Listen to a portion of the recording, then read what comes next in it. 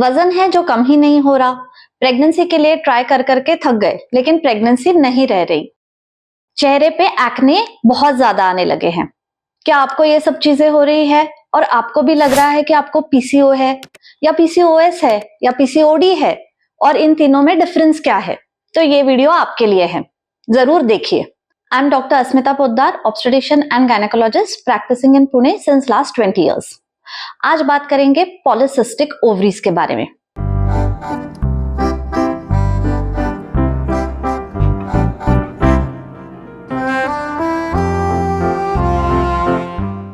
पहले जान लेते हैं पॉलीसिस्टिक ओवरीज होता क्या है। पॉलीसिस्टिक यानी मल्टीपल छोटे सिस्ट। तो क्या ये सच्ची सिस्ट है? नहीं, ये सिस्ट नहीं है, ये एक्चुअली फॉलिकल है। तो फॉलिकल क्या होता है? फॉलिकल यानी जो एग का शेल होता है या जिसमें एग रहता है उसे फॉलिकल कहते हैं। अगर आप सोनोग्राफी पे देखेंगे तो ये फॉलिकल्स छोटे छोटे काले गोले जैसे दिखते हैं। फॉलिकल के अंदर एग होता है जो हर महीने में बड़ा होके वो ओवरी के बाहर आता है, तब उसे ओव्यूलेशन कहा जाता है। तो फॉलिकल क्या होता है? फॉलिकल यानी अंडे का शेल या अंडा जिसमें रहता है वो सैक। जब फॉलिकल स्टिमुलेटिंग हार्मोन जो कि पीरियड के सेकेंड डे से बढ़ने लगता है तो फॉलिकल का साइज बढ़ने लगता है, उसके अंदर जो एग है वो बढ़ने लगता है। एग का साइज बढ़ते बढ़ते अराउंड 14 डेज ऑफ मेंसेस पे ओव्यूलेशन होता है, यानी अंडा ओवरी में से बाहर आता है। अंडा फॉलिकल में से बाहर आता है और फिर ओवरी में से बाहर आता है, इसे ओव्यूलेशन कहते हैं। अभी पीसीओ में क्या होता है कि बहुत सारे ऐसे छोटे छोटे फॉलिकल्स रहते हैं। डेफिनेशन के अनुसार अगर आपके ओवरी में 12 से ज्यादा फॉलिकल्स ऐसे हैं जो 2 to 9 mm है तो उसे पीसीओ यानी पॉलीसिस्टिक ओवरीज ऐसे कहा जाता है। प्रॉब्लम इसमें यह होता है कि एग मैच्योर ही नहीं होता है, एग ग्रोथ ही नहीं होता है, इतने सारे फॉलिकल्स है तो फॉलिकल स्टिमुलेटिंग हार्मोन एक एग को चूज करके उसे बड़ा नहीं कर पाता और इसलिए ओव्यूलेशन नहीं होता है। जब ओव्यूलेशन नहीं होता है तो पीरियड इरेगुलर आने लगते हैं और पीरियड इरेगुलर आने के वजह से मोटापा भी बढ़ने लगता है। तो पीसीओ का डेफिनेशन में अगर आपको फॉलिकल्स है जो कि 2 से 9 मिलीमीटर में है और 12 से ज्यादा है तो उसे पीसीओ कहा जाता है। अगर आपके पीरियड्स इरेगुलर है और आपको मेल पैटर्न हेयर ग्रोथ है, यानी आपके चेहरे पे या बॉडी पे अननेचुरल हेयर ग्रोथ हो रहा है या आपको मुहासे आ रहे हैं, एक्ने जिसे कहा जाता है, और मेल पैटर्न बाल्डनेस यानी सर पे से बाल कम हो रहे हैं, ये तीनों चीजें पॉलीसिस्टिक ओवरीज में देखी जाती है। अभी पीसीओडी, इसमें ये 3 में से एटलीस्ट 2 चीजें होना इंपॉर्टेंट है। अगर आपको सोनोग्राफी पे पीसीओ दिख रहा है लेकिन आपके पीरियड्स बिल्कुल रेगुलर है, आपका वेट गेन नहीं हो रहा है, आपको कोई एक्ने नहीं है, तो आपको पीसीओडी या पीसीओएस नहीं है। वो सोनोग्राफिक फाइंडिंग है सिर्फ जो इंसिडेंटल माना जाता है। पीसीओडी यानी पॉलीसिस्टिक ओवेरियन डिजीज और पीसीओएस यानी पॉलीसिस्टिक ओवेरियन सिंड्रोम, इसमें क्या कोई डिफरेंस है? वेल, टेक्स्ट बुक के अनुसार इसमें कोई डिफरेंस नहीं है। ये इंटरनेट पे बहुत बार डिस्कस होता है लेकिन एक्चुअली साइंटिफिकली ये दोनों चीजें सेम हैं।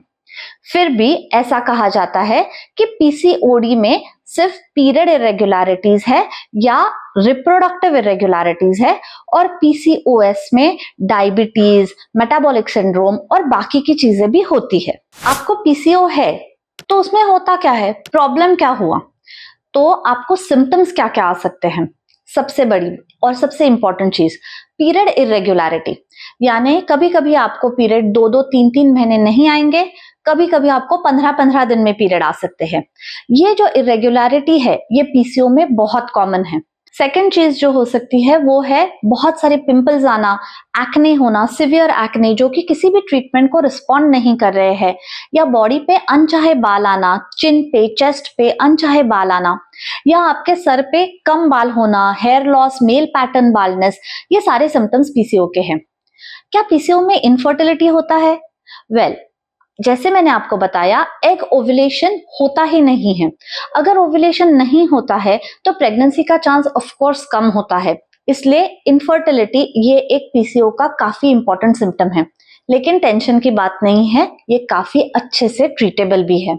सो अगर आपको पीसीओडी का डाउट है तो आप कौन से टेस्ट करवाना चाहिए?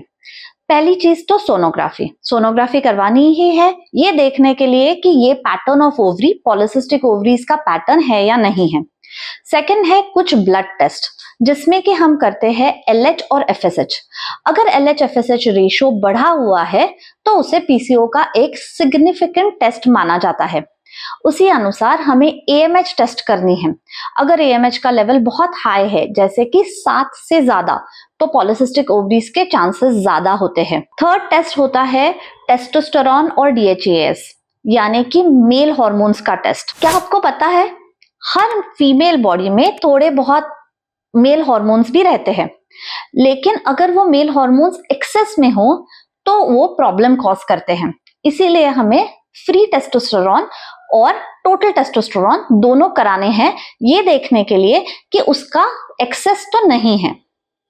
फोर्थ टेस्ट जो कराना है और जो बहुत इंपॉर्टेंट टेस्ट है, वो है आपका शुगर लेवल, फास्टिंग शुगर और फास्टिंग इंसुलिन।